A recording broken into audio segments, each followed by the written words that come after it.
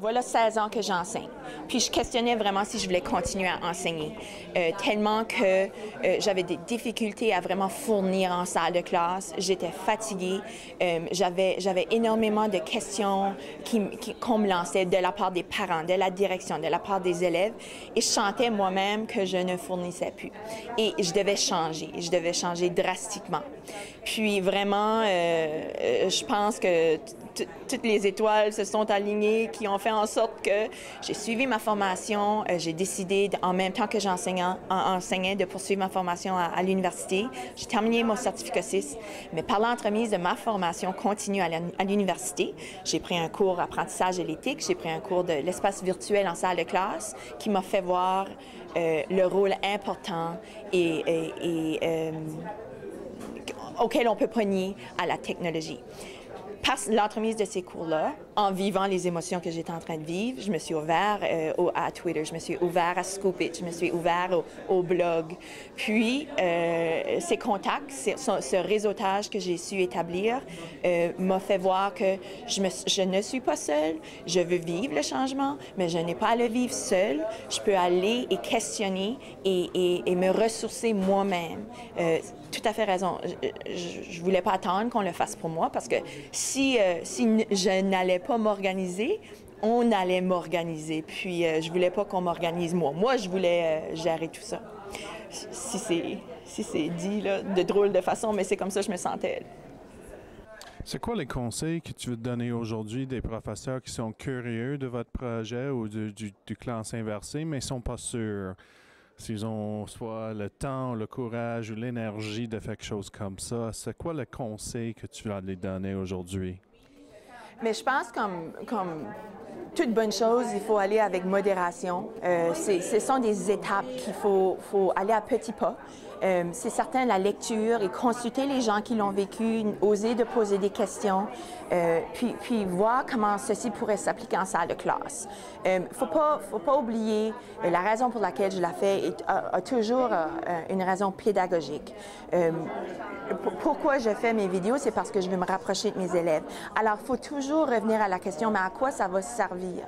Puis, si on peut répondre à quoi ça va servir, puis on peut évaluer ce qu'on répète et qu'on répète de façon quotidienne. Surtout pour la classe inversée, c'est ce qu'on veut éviter, de se répéter pour maximiser le temps de classe. Alors, tout enseignant se répète, peu importe la matière. Alors, on peut commencer par ceci. Ce qu'on répète peut se filmer et c'est une première vidéo. Et ensuite, suivi d'une autre et d'une autre. Alors, ce sont les vidéos avec lesquelles on commence. Puis une fois que les vidéos sont faites, on peut passer à la prochaine étape parce que c'est beaucoup plus que juste les vidéos. Il faut vraiment voir l'intention. Il ne faut pas oublier toute cette question de collaboration en salle de classe. Il ne faut pas oublier que l'élève doit découvrir souvent par elle ou lui-même la solution au problème. Moi, je ne fais que du magistral, puis par la suite, ce que je vis en salle de classe ramène l'élève à se questionner et ramène cette intention de l'élève à être actif dans ses apprentissages, puis toujours remettre en question sa façon de faire. C'est quoi les réactions de vos collègues? Et est-ce qu'il y a une atmosphère d'innovation dans votre école? C'est où que tu reçois votre entraînement même? Des questions comme ça.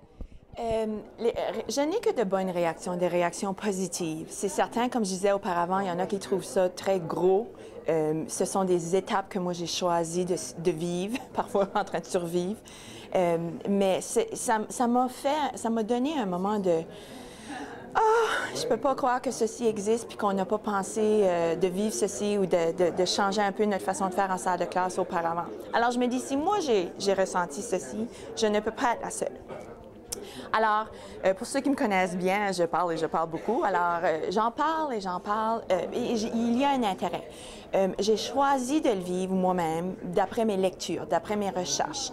Je ne pouvais pas attendre qu'on m'en en parle parce que éventuellement ceci va se faire en français. Puis moi, je voulais être une des personnes ressources. Alors, je voulais être cette personne qui allait faciliter la tâche pour d'autres enseignantes qui veulent le vivre.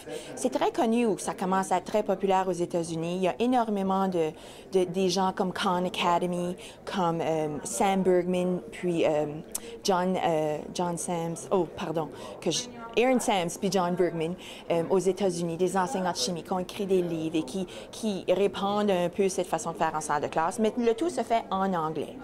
Alors, il faut promouvoir la classe inversée et le fait que ça se fait en français.